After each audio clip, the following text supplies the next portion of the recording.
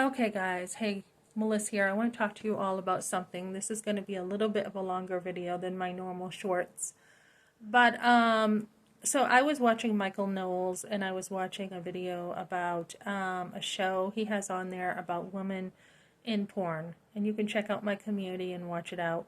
Watch it over there if you want. But these are women living in fornication day in and day out. They live in it. They think it's justified because they're making money, and I want to talk about this. So I have a heart for helping women. That's something that my channel will be geared toward even more. It's going to be just helping women in general with all kinds of things.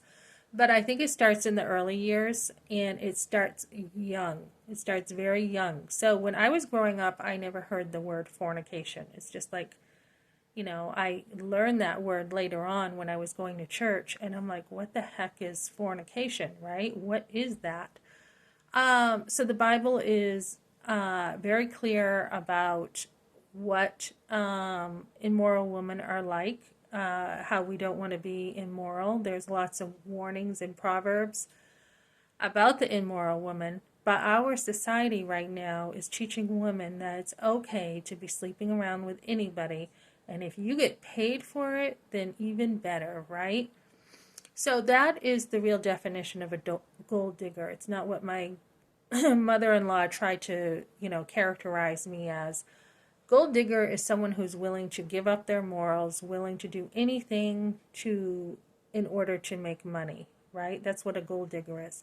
So these women are seeing the money, and they even admit it. They're like, well, people are making millions of dollars, so why should I be making millions for others? Why not make millions for me by sleeping around with a bunch of men, filming it? And this is disgusting, right? If you think about it, it really is. The porn industry is just gone crazy, and women are actually lowering themselves. I left some comments on this channel. They are lowering themselves, thinking that they can actually use, their beauty to be empowered to make something of themselves that they really aren't. And Michael Knowles pointed out that years ago, actresses, prostitutes, and porn people were all considered criminals. So, I mean, I think we've come further with actresses. You need to, honestly, if you're going to be an actress or an actor, be very discerning with what kind of films you're going to do.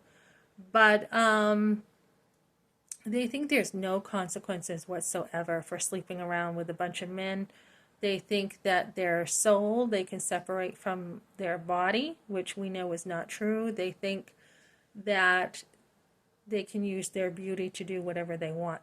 So I'm here to help girls. I know a lot of my life, I can relate to young girls.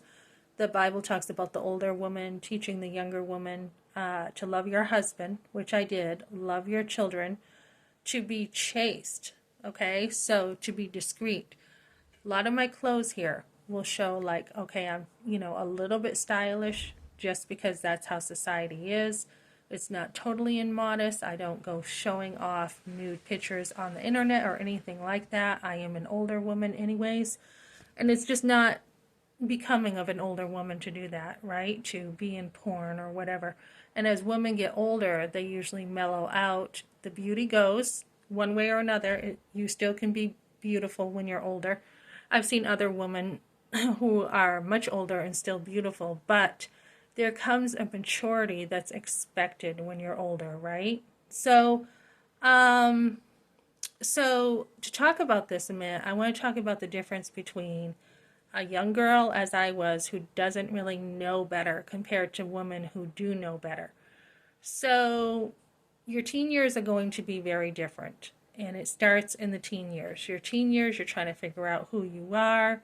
You've got a lot of influences. You're trying to figure out things, right? And usually young girls are trying to find love, trying to figure out, the boyfriend, trying to figure out guys, trying to figure out who would be a good boyfriend, who wouldn't.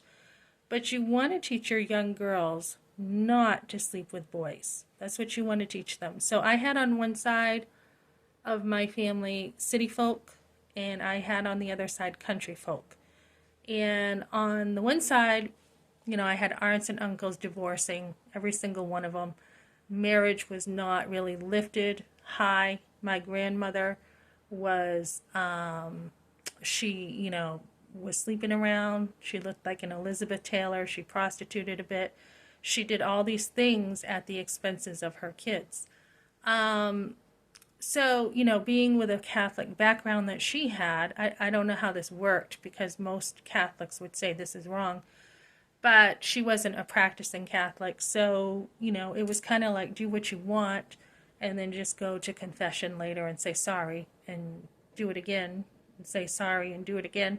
So that was kind of like the theme of that side of my family. And I was brought up with a lot of 80s music, which I loved, a lot of different stuff. And then on the countryside, you know, I had a lot of country hickish family. I had an aunt who had a baby out of a wedlock. An aunt who married an older man. My grandmother was very country. She worked with her hands, very into her hands. I mean, she sewed shoes, she gardened, she, you know, she was a farmer's wife. So she was very, you know, on that side without the makeup or even effort, really. I mean, I would see her in the same clothes without any real effort into how she looked. So seeing like just all this stuff growing up and me being a teenager, I was definitely going the wrong way. No question about it. No idea that what fornication was, no idea of what sexually immoral was, none of this stuff. So, luckily God grabbed me when I was very young, had my firstborn son, and right from there, I was saved, like right after I had him, and I was taking classes and, you know, trained up in the church and tons of, you know, mentors and books, and my books were my mentors too, and I worked at turning my life around. And because of this, you know, I had that boyfriend, that one boyfriend, there was no, you know, sleeping around or anything, but he had, you know, we had broken up, and, you know, from there, because of the trauma of the abortion, I went down and I didn't care anymore.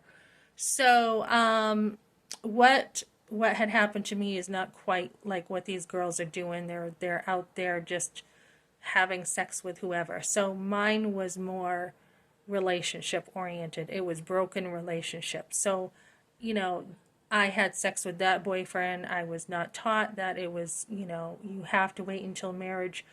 My dad did say once at one point, allowing me to be alone with this boy, that you are supposed to wait until you're married. But my mother had said that's old fashioned, you know, he's just old fashioned kind of thing. So, you didn't really learn this stuff, right? So mine was all relationships. It was, you know, it wasn't just going out there like these women are. But so I had talked about a second relationship with another guy, and I'm going to talk about this some more soon.